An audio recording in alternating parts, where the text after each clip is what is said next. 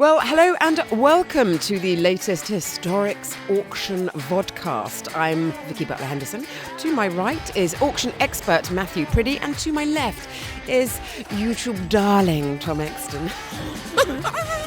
And we are here at the Bicester Heritage Centre. The auction is being set up around us, so there's a lot of noise and movement. So first of all, apologies for that.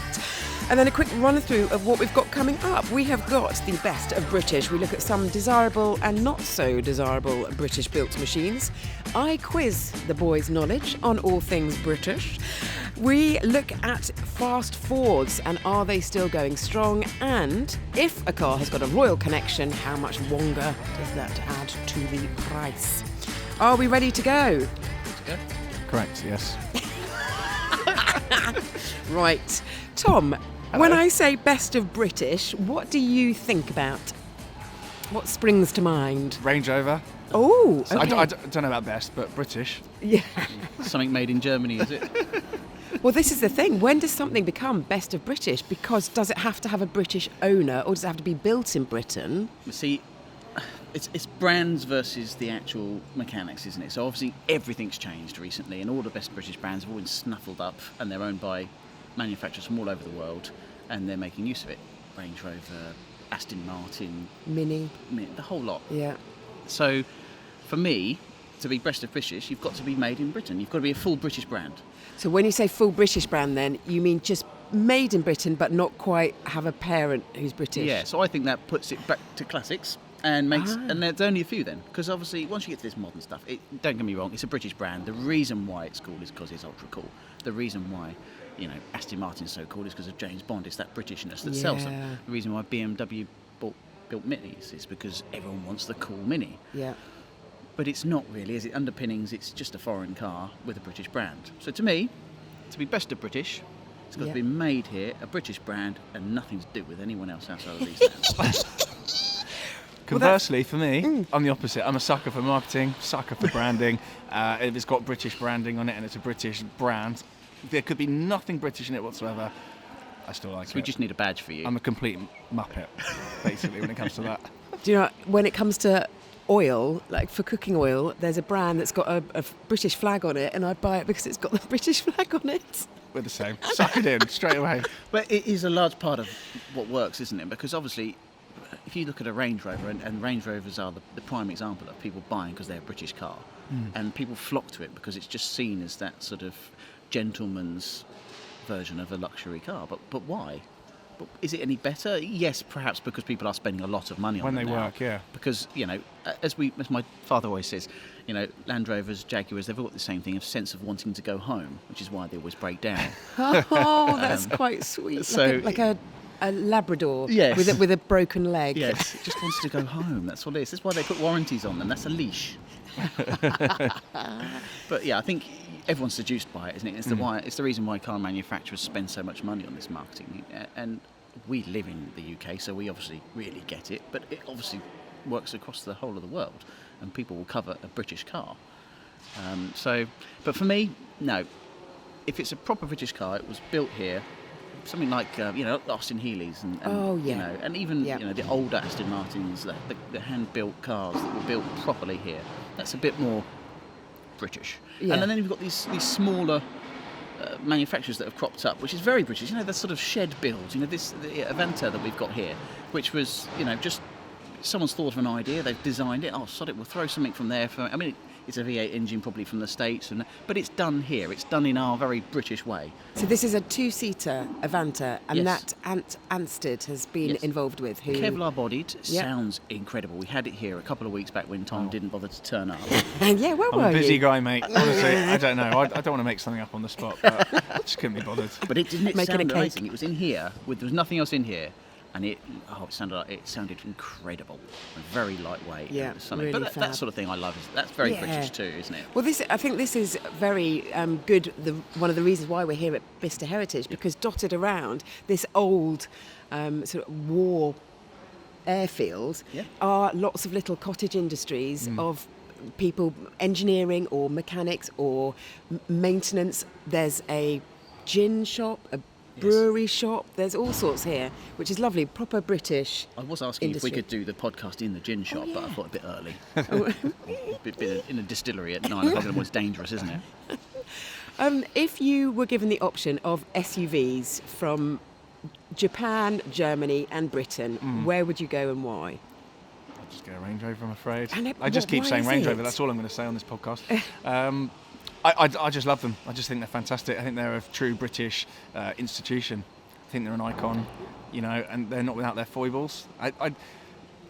Like they've been made all over by all sorts of people throughout their entire life, apart from the first ones that I think were fully British. Were they not? I don't know. Yep. Yeah, and then they start to be made by all sorts of people, BMW, whoever, and they've just been pretty unreliable and useless from there on in. So I don't think I think the Brits actually did the best job with the Range Rover. Yes. And I think since they've been moving it around and they've just been falling apart since. But I think they've got such a strong brand that if that was any other brand building SUVs that had that reliability record, no one would buy them. But it's just such a strong brand and there's such an institution. People like myself just keep coming back and absolutely love them. So I've had one for 10, 15 years, so I'm the same. Yeah. But my mum and dad had one.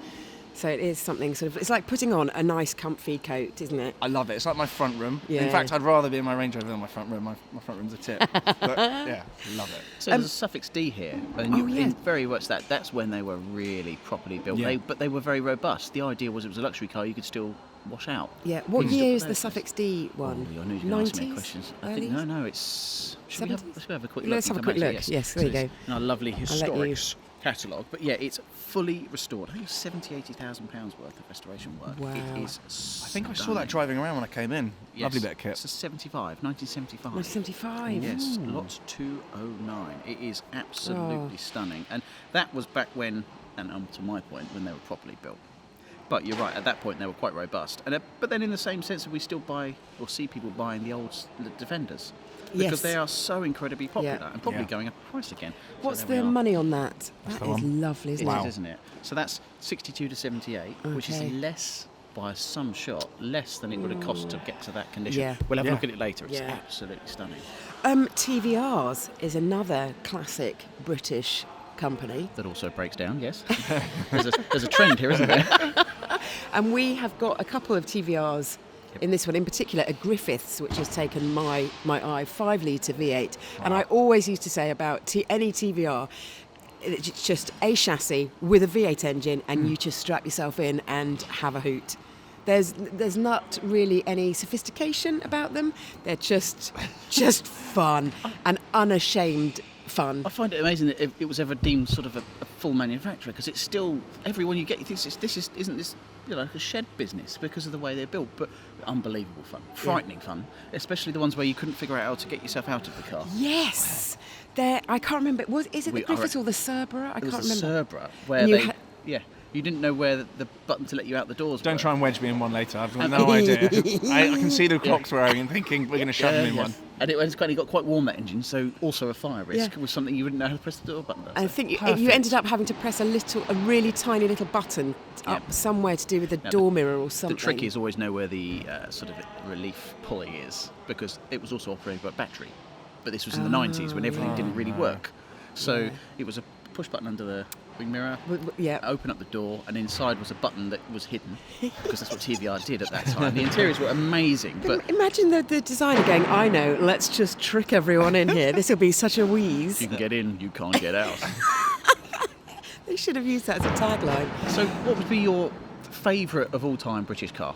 This is a standard question, but come on, in what first comes to mind? And if I say to you, you're not allowed to say Range Rover. Yeah. You stymied me there. E-Type. E-Type. Oh, yeah. The I saw E-Type one on the is way, actually. sort of B12. it is a Did bit of you? the go-to, isn't it? Is that or the DB5? Many people. Oh, yeah. But then you can also say, well, what's the most famous? You've got the Mini. Mini with a Union Jack somewhere on it. Yeah, Mark 1 Mini. So Yeah. your favourite would be a Mini? Oh, I think the instant icon would be a Mini with Twiggy in the 60s. That, I think, would be my instant. I think the general consensus, sports cars wise, E-Type is the one that flies the flag. Yeah. Just because everyone knows it. Then you've got the Aston Martin for the DB5 just because of the James Bond. Yeah, exactly. And then obviously Mini is just the most populous one that we Yeah, all remember. yeah. But they are the stalwarts of collections. So when you speak to people with larger collections, most will have or have had one, if not all three of those. Yes, and yeah, I Mini's can always a imagine. good one because they pop in the corner. It doesn't take much space, and it's very easy to look after. Yeah. I could have given that. They're going to be everywhere. There's lovely Mark 1s everywhere. They would go up to £50,000 for a Mark 1 Mini. Wow. It's incredible, isn't it? Yeah. I'm thinking about other British things. If a car has got a royal connection to it, what happens to the price? Yes, so we've sold a few in the past. I remember. So it was a very fun day actually. We had an old Daimler, a bit like the old Jaguar saloons, that the Queen was photographed and had used it. So it was part of the royal procession at some time. And there was even silly little things in the back, like there was actually a place for her to put her handbag, bless her. And then there would be other strange buttons around for certain light configurations, and presumably it could obviously talk to the cars in front and behind.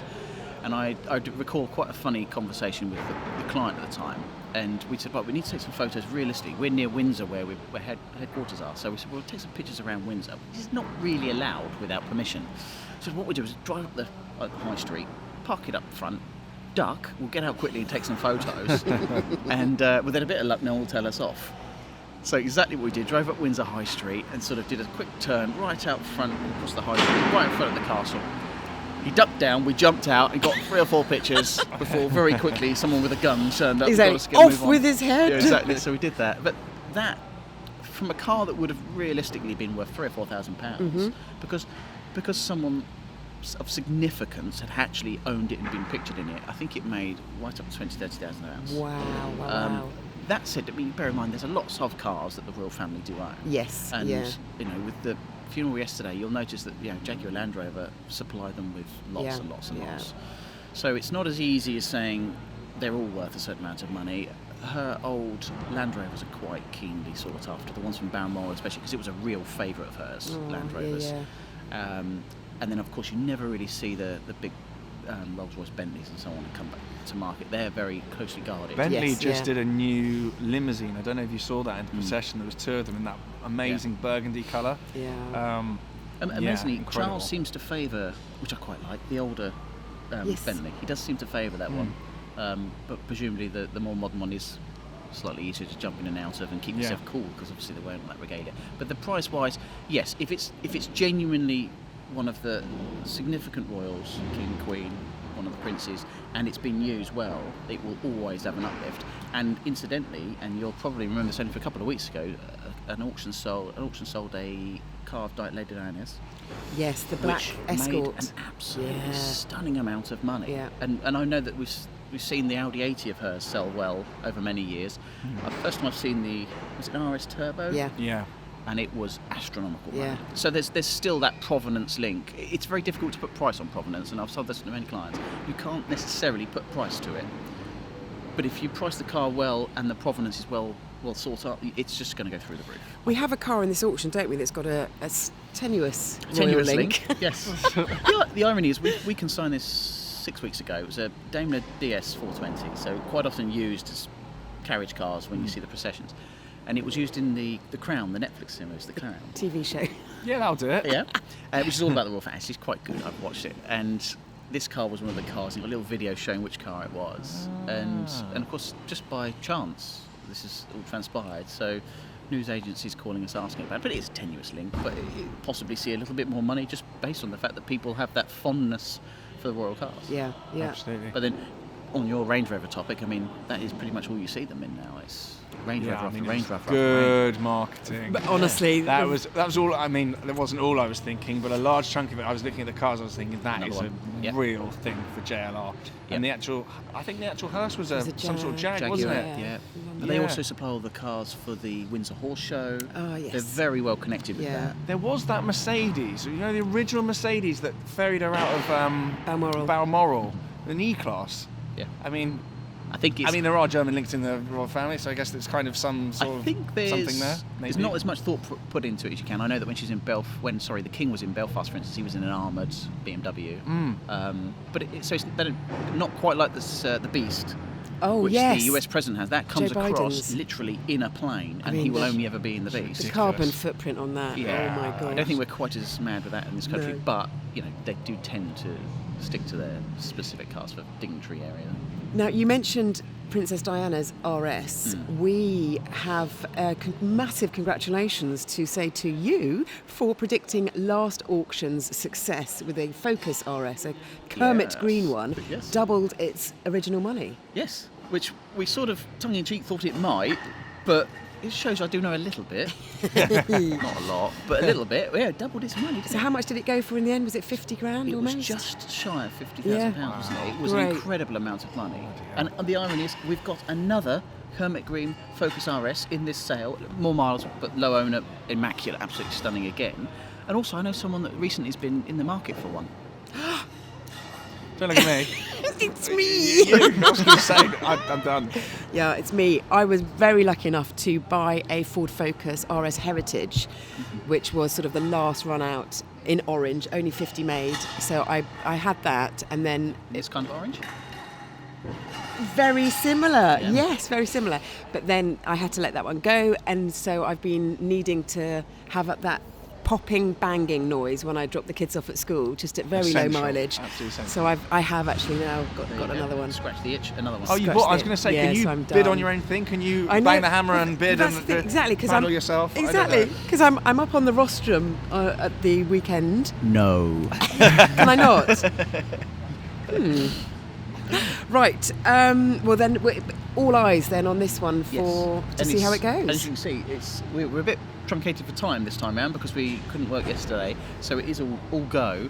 But it's a fabulous venue, isn't it? Oh yes, this is really good fun. Really good this fun. hangar is. I mean, it's strange because Bista's all about that feel, and the ultimate feel comes from it sort of not being over. Yeah, it's not glossy. It's not glossy, but it works, doesn't it? It's that industrial feel that actually, strangely, people now try and pay to get back. Yes, it's just left it. So I think if this was a second-hand car, this hangar would have great patina. Yes. Patina is the word. Estate agent talk.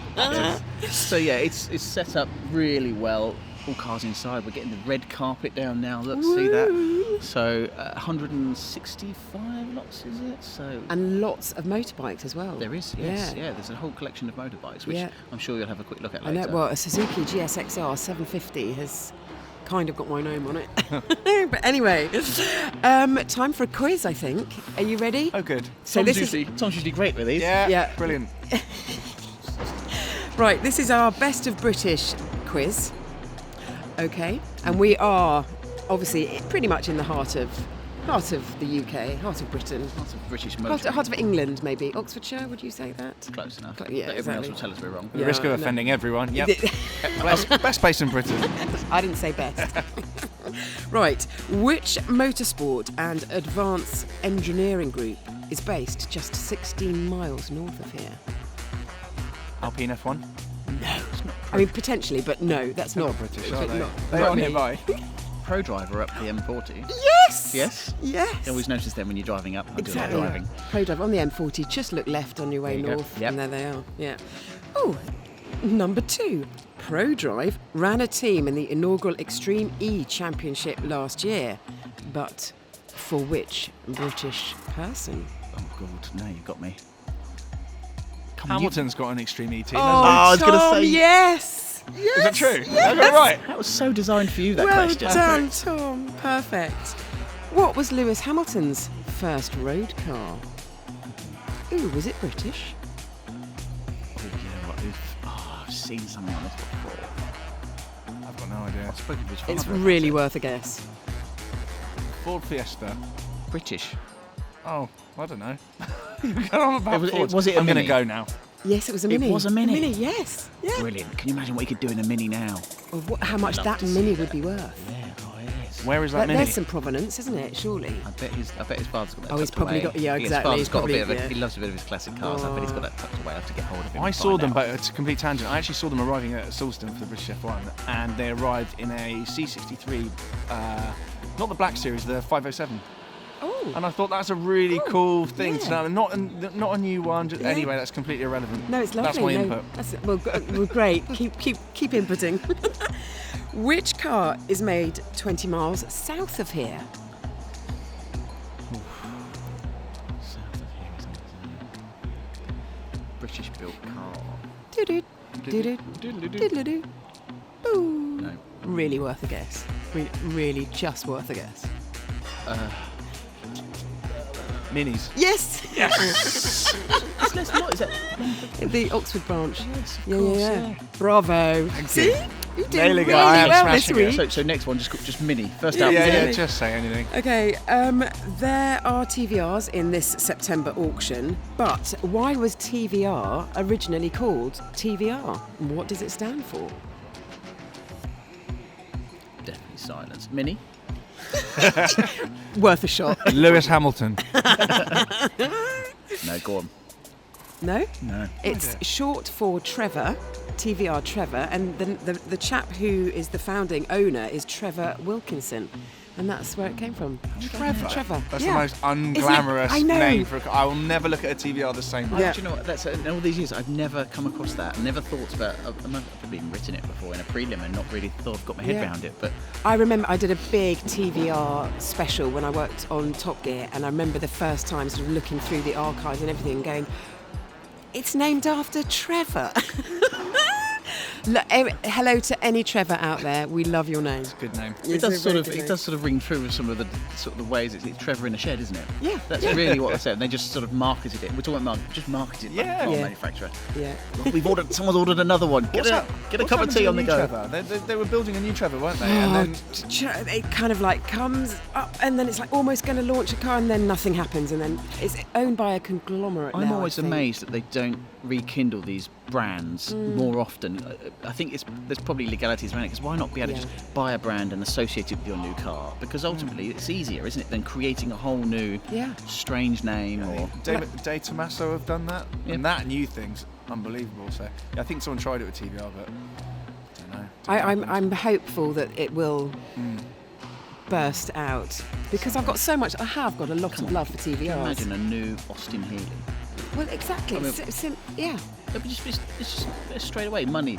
Yeah. Get straight in. Just it doesn't have to even work. People will buy it, so why not? Yeah, just stay true to the original. Yeah, just don't make it in Germany. Sorry. Go off on that tangent again. Final question in my British Why the quiz. snake? Mini. TVRs have held racing championships over the years. They raced Tuscans in particular. Oh my gosh, in the 90s they were phenomenal, thunderous racing machines. I digress. But what is the name of the racing colour of the UK? What, British Racing Green? Absolutely superb.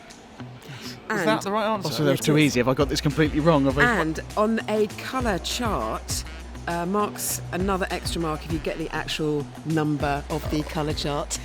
You went from the easiest question in the world to the most ridiculous. Yeah. That's 42. they're my quizzes. Almost.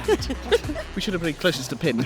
It's hashtag 004225 in case anyone I was is gonna say interested. that. See, I had 02446. Yeah.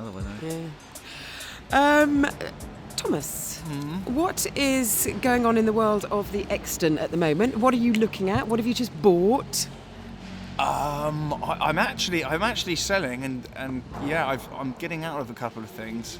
Are you allowed to indulge? Yeah, us with it? I'm buying a new gaff, and I've realised I can't really afford it, which is told you, it's growing Getting up. old. It's growing up fast. Yeah, I've decided I need like an actual house rather than just little bits and bobs all over the place. Like a small room above garages. Basically, is what I've been yeah, living in yeah. around the place, living out of a backpack. So I decided to be sensible. So I've just sold my Testarossa, which I think was really interesting actually because it went online and it went within 12 hours. It was snaffled. Did you not get that thing of like, oh my god, have I sold it too cheap? Yeah, well, I thought I should have put another 10, 20 grand on the price because obviously it's too cheap. That's why you should have come to auction. I should have done, but I'm in a little bit of a rush because I've completely screwed up my finances. May we ask what the money was for the Testarossa? I think the dealer sold area. it 160 odd. Okay. But it is a mono classique, blah blah blah. If you want one, it's got more paperwork than I do I've had remember Montanas. when you bought that, and I told you how such a good buy that was. And again, I might. But frustratingly, I know that if I sit in that for another 3 to 5 years, there'll be another 50 to 100 grand on that minimum. Yeah. But I just have to realise some cash now, so that's annoying. Didn't use it though, and I'm selling my manual Murcielago as well, which I've also been told I'm a moron for selling. So that's not online and ready to go yet, but that'll be. From a classic perspective, yeah, both of those cars have got legs. Oh, no. They really have, and it's about holding on for another sort of 5-10 years. It's tough though, isn't it? Because ultimately, cash flow. Yeah, it's cash flow problem. If you've got all the money in the world, you can afford to sit on these things, and suddenly they're worth fortunes. But the regular Joe, there's usually the reason why you can't have them. It is part of it's your money locked in that car. Yeah. Oh well, so no buying. Sorry, that's very that's disappointing. But I will be early next year. I'm going to be back on the horse, being irresponsible and complete moron. Probably try and buy those cars back wherever they are. Yeah, exactly. And have you got any closer to buying a 911? Which, no, I've got which Tom and I really think that you Why need haven't to you done get. that yet? Do you know what? To the point of Dom in the office, Tamara said, "If I'm going to buy you a bloody 911 just so you stop We should have a talking whip about round, it." yeah. He said, "I'm just bored," and I said, "I know." I really got close the other day with a 997. Lovely, yeah. Because I just fancied something. It was relatively cheap, and I keep going round and round in circles. The idea of daily driving it, and then not daily driving it, and then. And so that's my bigger. I can't come over. Shall I just go and get a really nice daily driver and bin the idea of the 911? Do I buy a cheaper 911, try and daily drive for the year, probably hate it and regret it, or do I buy one and tuck it away? So probably nothing will happen, and I'll keep talking about it until Dom buys me one. Then perfect. If he's in the mood for buying cars, I'd like something out of Dom. So we'll have a chat with him after this. Because if I just keep saying it, he's just going to. I'm so annoyed. Just buy one. Oh, and any other business that anyone wants to discuss, bring to the table? What have you quick through? What do you fancy here? What floats your boat? There's a Gordini, Renault Gordini Mark 1. Oh my god! I've used the word in the catalogue that's rare as hen's teeth, which is something my dad used to say.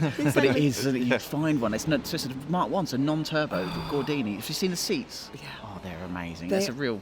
Oh, just beautifully looked after bit of kit. That for me, because I'm a hot hatch lover. And those little wheels. Yeah. But that one's been sort of sympathetically restored. So it's been really, it's as original, but really well looked after. Yeah. So it's about as good as you're going to find one, because they wouldn't last. Yeah. Mainly because they were sort of cardboard thin. I mean, in a crash, you may as well have just been in a paper aeroplane. But that's why they were so much fun, because they were just nothing. So light. I mean, the later, when you get really late onto the Renault 5 turbos at the time, when it was up against RS turbo, and I'm thinking, this is a death trap. Yeah. An absolute death trap. Yeah. Brilliant. Let's get in. Like the Uno turbos. Every manufacturer's punting out death traps. It was great. Yeah. When was the last time you saw a Uno turbo? I haven't for years. And I was having a discussion. And Punto GT with the 1.4 turbo in it. None of them around. They've all gone bang. Yeah. They must be the rarest cars on earth. They've just rusted, gone bang, or just no use. And because they've never really, until probably now, someone going, I'd love one of those. Too late. They've all just gone. I did have a look. There's some in Europe, Uno turbos, because I'd love one. Yeah. My mum used to have a Fiat Uno. Just completely digress. And she used to pick us up from school. About 9 children in it, and there was one particularly steep hill to get home called Pierce's Hill. Quite often we'd have to stop at the bottom, let 3 or 4 children out. Seriously? We'd get on top of it. It was a little 1 litre thing. My dad just kept going with, like gaffer tape and nothing else. Perfect. But we always said, "Oh, Mum, why can't we just get the turbo?" Oh, we had to get up that hill. Oh, so sweet. Never happened. Oh, love it. So I've got a real hunkering, and because I keep mentioning Austin Healey, a bit like you with Range Rovers, there's a beautiful Austin Healey over there, sort of a Le Mans spec, fast road engine.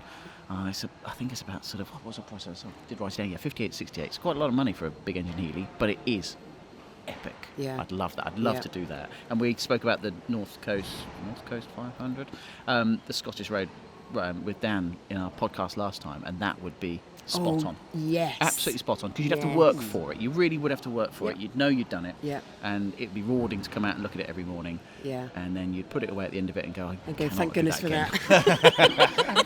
I never want to see that car ever again. Oh, exactly. I quite like the SLR or the 599. Oh, yeah. I drove the SLR recently. My latest production. Yes, you did too, yes. Yeah, because I got an SLS, so I was quite interested in seeing the difference between the two. There are some similarities, but there aren't really any similarities. The engine noise is still something else in that. Just that whirring, supercharger. V8 with a whine sounds on like a top. Turbine in your ear. It's fantastic. It's bonkers. Yeah. And they're going to be good news in the future. Yeah. Gull-wing doors. Oh, great. Great. Mega. Anywho. Awesome. Well, thank you very much indeed, boys. Thank you. Maybe some social tags for us if anyone wants to watch further. Where can they do that?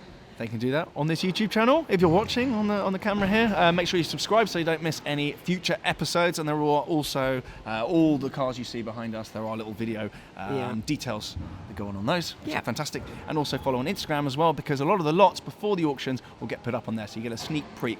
I can't talk. Sneaky peek of the cars before they go up for auction. And also the next auction, the last one of the year, is at Brooklands. So that is happening on November the 26th. Yes, Mercedes-Benz Brooklands. I do like it there. It's nice and warm that time of the year. And you still threatened to take me out around that track. Oh yes, yeah. To do that. Do donuts. Yes. Oh yeah. I'm sure they'll let us. It's up to Ed. He'll get onto that. Yeah, totally. Right. Thank you so much, Matthew, Tom, and from me. Bye bye. Thank you. Bye bye.